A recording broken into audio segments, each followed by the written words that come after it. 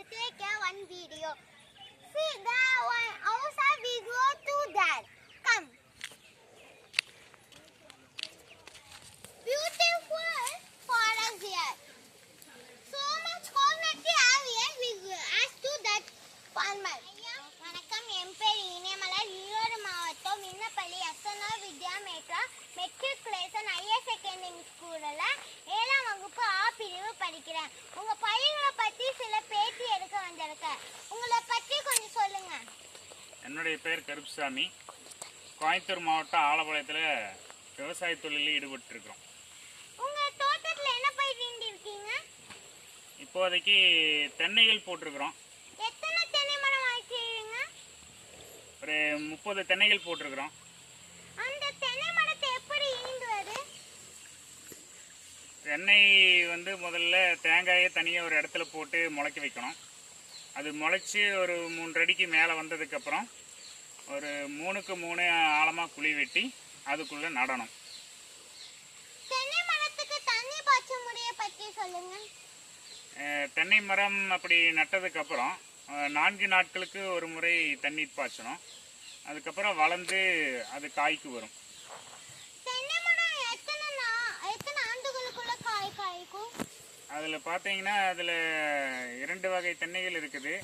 இப்போ நம்ம தென்னை 5 ஆண்டுகளில் காய்க்கு வரும். தென்னை மரத்துக்கு என்ன உழவர் எப்படி போடணும்? தென்னை மரத்துக்கு தேவையான அளவு மாட்டு சாணம் போடுவோம், அப்புறம் ஆட்டு சாணம் போடுவோம். அந்த இயற்கையான உரங்கள் மட்டும் நாம் மாதத்துக்கு ஒரு 2 முறை இடுவோம். தென்னை மரத்தை பற்றி பயன் என்ன? தென்னை மரத்தினுடைய ஓலைகள் கூரையாக போடலாம், பந்தல் போடலாம். தென்னை மரத்தினுடைய பாலைகள் தோரணமாக கட்டுவாங்க, அழகுக்காக கட்டுவாங்க. அப்புறம் இளநீர் நம்மளுடைய உடம்புக்கு நல்லது, நல்ல மருத்துவ குணம் கொண்டது. தேங்காய்கள் நம்மளுடைய வீட்டு பயன்பாட்டுக்கும் வெளியில் இருக்கக்கூடிய மருந்துகளுக்கும், குறிப்பாக எண்ணெய்க்கு இப்போ அதிக அளவு பயன்படுத்திட்டு இருக்கோம்.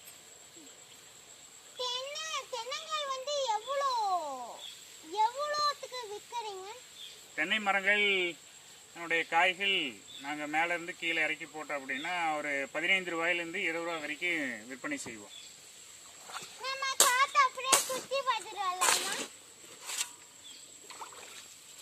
சொல்லுங்க. ஓ, பார்க்கலாமே, இதில் போகலாம்.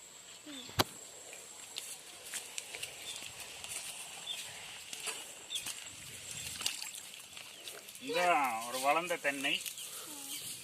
இந்த தென்னை மரம் பார்த்தீங்கன்னா ஒரு 30 அடிக்கு இருக்கு. 5 ஆண்டுகள் ஆகும்போது அதுலேருந்து காய் வந்துடும். அது தொடர்ந்து நம்ம தேங்காய் போட்டே இருக்கலாம். இது நாட்டு தென்னம்பிள்ளை அப்படின்னு சொல்லுவோம்.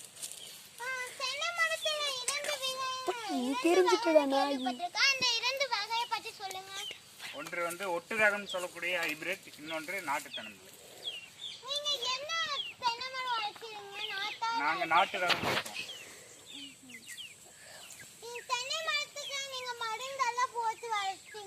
மருந்தெல்லாம் எதுவும் தெளிப்பது கிடையாது. ரசாயன மருந்துகளை எதுவும் தெளிப்பது கிடையாது. நன்றி.